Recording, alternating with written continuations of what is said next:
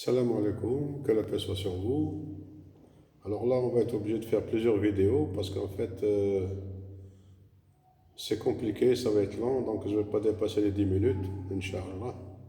Alors je vais lire un verset et on va l'expliquer au fur et à mesure, surtout au niveau des voyelles courtes, tashkil, pour savoir que les voyelles courtes font changer le sens du terme qui donne la définition peut changer de même d'un nom ou d'un verbe en fonction des voyelles courtes. Exemple, si je dis le verbe manger, par exemple, ya'kul, ça n'a pas la même définition que yu'kal. Et pourtant, ça s'écrit pareil. Il y a juste les lettres courtes, au début, qui changent. Ya'kul, ça veut dire il mange. Yu'kal, ça veut dire il se fait manger. Alors, c'est pas la même chose. Il se fait manger et il mange, c'est pas la même chose. Et pourtant, ça s'écrit pareil. Il y a juste ya'kul et yu'kal. Alors, on va voir dans le verset Al-Baqarah, hein, la sourate 02, verset 30. On va essayer de s'arrêter à chaque mot qui prête à confusion. Hein. On sait qu'on croit qu'il s'agit de telle définition et ça veut dire autre chose. Bon, alors, Bismillah ar-Rahman ar-Rahim. وإذ قال ربك للملائكة إني جاعل في الأرض إني جاعلون. Déjà le mot جاعلون, on voit il y a deux dommates à la fin du terme. Donc ça ne peut pas être un verbe. Ça peut être qu'un nom. Par exemple, si manger, si je dis un mangeoire, c'est pas un verbe. Mais manger, c'est un verbe à l'infinitif. Là, c'est pareil. إني جاعلون. Bon, on va parler ça. Alors, fil ard khalifatan, et non pas khalifatun. Ça aurait été khalifatun, c'est-à-dire c'est une matière, c'est-à-dire c'est l'être humain, c'est un être humain.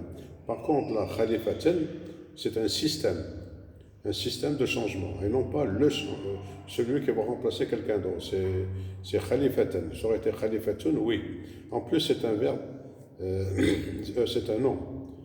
C'est un nom indéfini, puisqu'il y a deux fatha à la fin du terme. Donc on voit là, il y a une grande différence et souvent on croit qu'il s'agit dans les traductions, on voit qu'il s'agit de quelqu'un qui va remplacer d'autres. Oui, c'est khalifatan et non pas khalifatun. On va continuer. قالوا أتجعل فيها من يفسد فيها et non pas يفسد فيها. يفسد, ça veut dire il détruit et يفسد, il se détruit. Alors comment c'est possible qu'il peut se détruire? En fait, c'est le système. Yufsidu, c'est-à-dire que c'est le corps qui va vieillir, il va se décomposer, c'est-à-dire en quelque sorte, il se détruit de lui-même. Est-ce que tu vas créer quelqu'un qui se détruit de lui-même et non pas yufsidu, quelqu'un qui va détruire? Voilà, on voit par exemple yufsidu, yufsidu. Donc là, on ne fait pas attention. Hein. Quand on lit, on ne fait pas attention au tshkil, et malheureusement. Yufsidu fiha wa yasfiqu dima. Alors là, il s'agit de il déverse le sang, c'est-à-dire il est violent. Hein, est-ce que c'est quelqu'un qui va se décomposer, hein, qui va yufsidu fiha wa yasfiqu dima, quelqu'un qui va être violent. Ouais, dima wa nahnu, alors c'est là où c'est qu'Allah Ta'ala il va leur dire in kuntum sadiqin, vous êtes pas sadiqin, vous n'êtes pas véridique.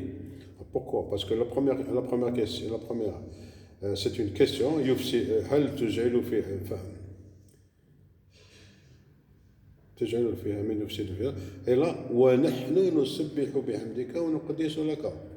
Alors là, Allah Ta'ala il aurait dit أنبئوني بأسماء هؤلاء إن كنتم صادقين. C'est-à-dire إن كنتم صادقين, c'est-à-dire que vous n'êtes pas véridique. Vous n'êtes pas en train de subbihu bihamdi ni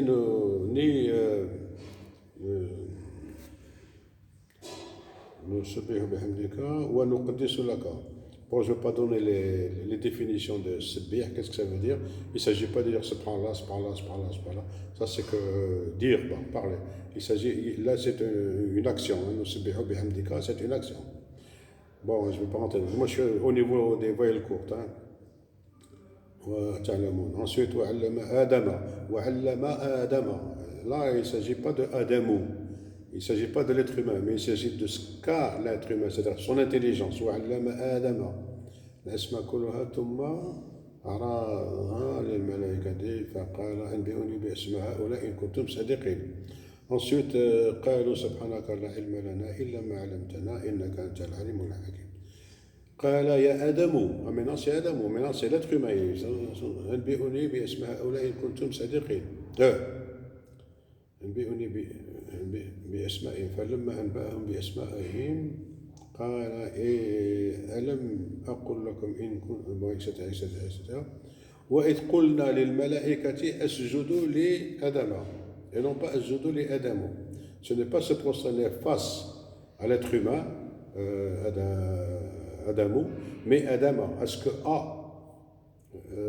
cet être, c'est-à-dire son intelligence. Prosternez-vous face à son intelligence, et non pas face à l'être humain. Ne se prosterne pas face à l'être humain, quoi, etc.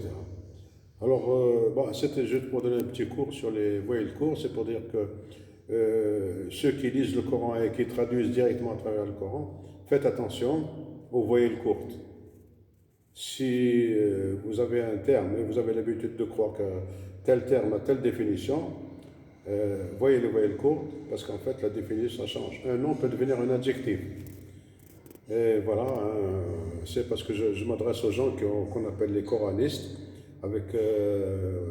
Personnellement, je suis ni coraniste, ni autre, je suis musulman, musulman, point final. Et je me base sur le Coran, le Kalam Allah, subhanahu wa ta'ala. Alors,